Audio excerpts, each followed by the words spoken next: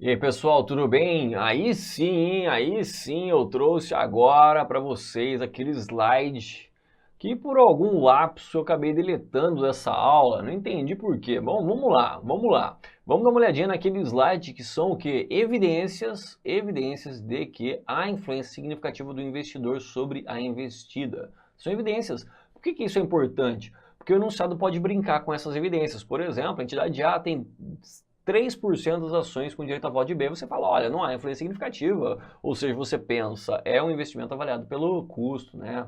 Pelo método custo. Mas aí vem lá o enunciado e diz alguma dessas evidências. Alguma das evidências, como participação no conselho de administração, que a gente já viu nas questões do bloco anterior, participação na diretoria da investida, operações materiais entre investidor e investido, enfim, são evidências de que há influência significativa. Então, né, você vai ter que saber ali que sim, há influência significativa naquele investimento, mesmo com um percentual de participação muito reduzido. Então, sim, isso aqui é extremamente importante, né?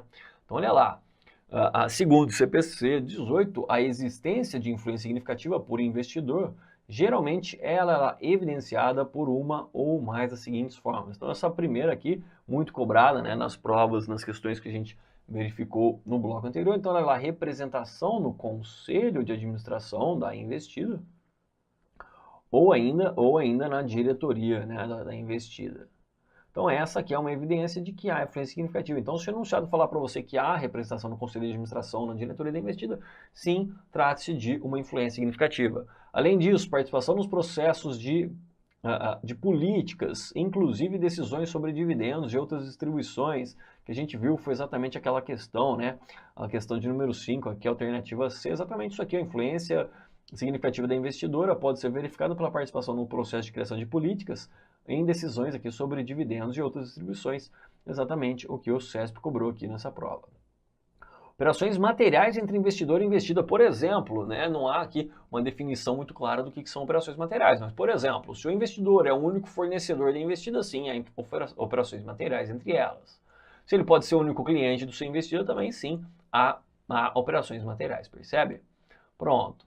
Intercâmbio de diretores ou gerentes, se há intercâmbio entre as entidades, há uma evidência de que há influência significativa, e fornecimento de informação técnica essencial aí para outra entidade. Por exemplo, a entidade B ela precisa de informações técnicas da entidade A, essencial ao seu processo produtivo. Aí sim, trata-se de uma influência significativa, não há dúvida, tá ok? Então esses exemplos eu julgo aí extremamente importantes, né, para a gente. Então olha lá a alternativa A. Ele fala que a participação no conselho de administração não representava uma influência significativa. Sim, representa, tá?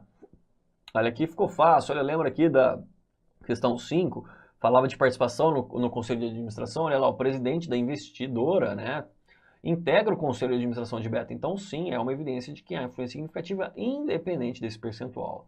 Aqui, na questão 7 foi a mesma coisa. Né? O diretor financeiro da companhia A, ou seja, a companhia A tem participação no conselho de administração da B, então trata-se de uma evidência de influência significativa independente aqui do percentual, tá ok? Maravilha. Vamos então, a mesma coisa aqui na questão 8, vamos aqui falar aqui daquelas opções de compra, né, fazer as questões. Então olha a questão 9, a posse de instrumento que conceda potencial direito de voto lá no futuro, né, já prontamente exercível ou conversível, deve ser considerada para fins de avaliação da influência significativa ou do controle, é verdade, né? Ou a influência de uma entidade em outra, e em decorrência de consolidação das demonstrações contábeis. Ou seja, o que ele falou aqui para a gente é que esses potenciais direitos de votos têm que ser considerados na análise da influência significativa ou do controle, né? Da influência significativa e do controle ele deu uma mascarada, né? E em decorrência da consolidação. Quem consolida, né, são as controladas, ou seja, se há influência significativa ou se há controle. Ele apenas deu aqui uma maquiada, né, nesse controle. Quem consolida são a controladora com suas controladas. Então isso aqui está correto, né? A gente viu que realmente esses poderes adicionais de voto devem ser considerados se há influência significativa ou controle. Sim, são considerados. A questão 10 fala que a intenção da administração é a capacidade financeira de exercer ou converter esses potenciais direitos de voto são elementos essenciais para avaliar se tais direitos contribuem para a influência significativa ou para o controle. Está errado, né? A gente viu que a intenção não é levada em consideração, senão ficaria muito subjetivo, né? Eu não levo a intenção e nem a capacidade financeira da entidade em exercer ou converter esses potenciais. Lembra? Olha lá, cadê? Exceto, né? Exceto, né?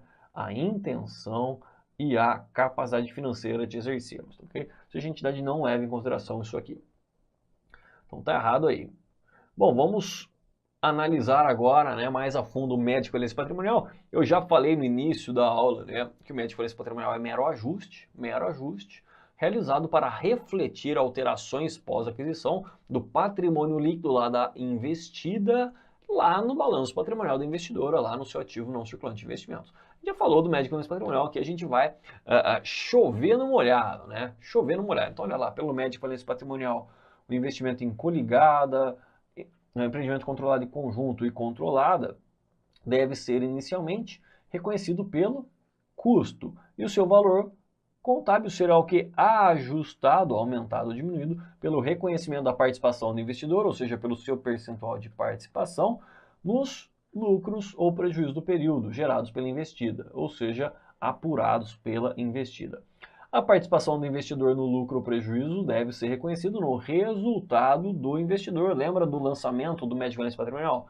Se a investidora apurou um lucro, se a investida apurou um lucro, a investidora vai reconhecer isso aqui mediante um lançamento de investimentos, aumentando o investimento, e o crédito em resultado de falência patrimonial, olha lá, aumentando o resultado da própria investidora. Exatamente o que ele falou aqui.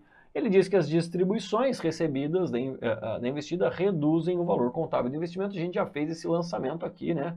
A gente já fez esse lançamento aqui exatamente aqui, né? Crédito aqui, olha. Crédito e investimentos incontrolados diminuindo o valor dos investimentos. A gente já fez essa análise.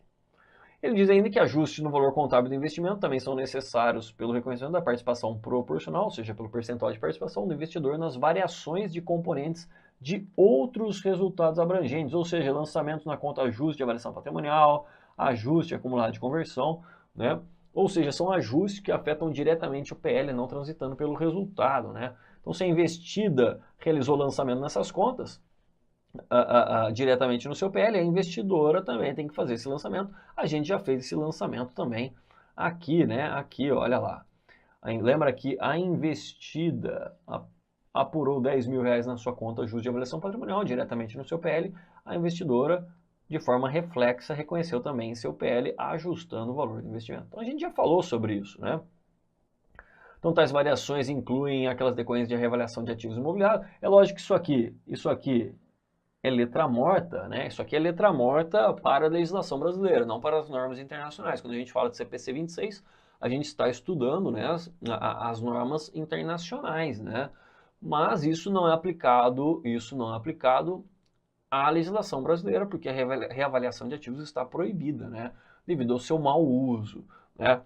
Por que a reavaliação de ativos, que antigamente era permitida, também provocava um ajuste no médio de falência patrimonial? Ora, porque, por exemplo, eu aumentei, né, a investida, reavaliou um imobilizado, na época era possível, ela reavaliou aumentando o valor do seu imobilizado. Então ela fez um débito no valor do seu imobilizado, aumentou o seu ativo. O crédito correspondente era direto no seu PL, na conta reservas de reavaliação. Ou seja, veja que esse aumento não transitou pelo resultado, mas provocou variação no PL da investida. Então, o investidor, ao aplicar o médio de falência patrimonial, a base de cálculo é o lucro. Então, veja que essa reavaliação, esse aumento no PL não foi ainda considerado. Então, ele teria que considerar de forma semelhante que ocorre na conta justa de avaliação patrimonial, tá ok? Olha lá, então veja que ele fala aqui, quando permitida legalmente, não é o caso do Brasil, né? E das diferenças de conversão em moeda estrangeira quando aplicado, porque isso aqui é a conta ajuste acumulado de conversão. Então, quando a investida faz um lançamento na conta ajuste acumulado de conversão, a investidora também tem que reconhecer isso aqui de forma reflexa, né? Então, olha lá, a participação do investidor nessas mudanças deve ser reconhecida de forma reflexa, ou seja, em outros resultados abrangentes, lá no patrimônio líquido do investidor, ou seja, na conta ajuste de avaliação patrimonial ou ajuste acumulado de conversão do próprio investidor, ou seja, não afetando o seu resultado. Então, cuidado, né? Foi exatamente o que a gente fez. O que afetou o resultado aqui? O resultado do investidor foi apenas o resultado de equivalência patrimonial, cuja base de cálculo é o lucro líquido apurado pela investida. Os demais lançamentos de ajuste não afetou o resultado, né? Não afetou o resultado.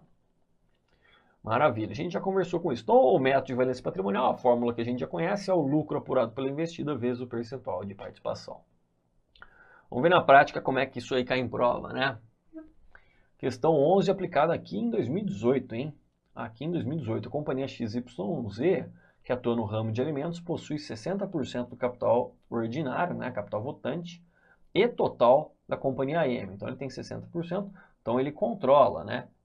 Ele controla. Há uma relação aqui de controle, né? Sobre a qual exerce o controle. Ele nem precisaria ter falado, a gente já sabe disso. E ele tem ainda 5% da companhia P.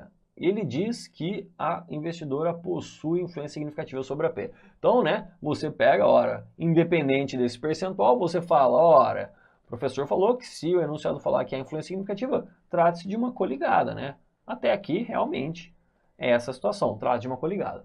Bom, aí ele fala que a investidora tem a intenção de vender ações de P. Opa, então cuidado, vender as ações de P quando... Olá, meus amigos, minhas amigas, e aí, gostou, curtiu o professor Igor Sintra? Top de linha, professor Igor Sintra, professor aqui da Lá Concursos, o professor de contabilidade geral e contabilidade avançada.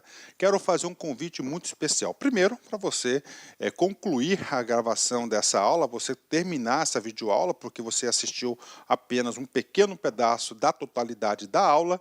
Eu quero dizer para vocês o seguinte, que nós aqui da Lá Concurso, nós temos um super projeto de Cefaz Brasil, é isso mesmo. Todos os concursos de Secretaria de Estado de Fazenda, nós aqui da Lá Concurso, nós estamos preparados para te atender. Então, olha só, essas aulas, o módulo completo de contabilidade geral e contabilidade avançada e algumas revisões encomendadas para o professor Igor Sintra, este módulo, mais as outras disciplinas do concurso de Cefaz. Professor, quais outras disciplinas?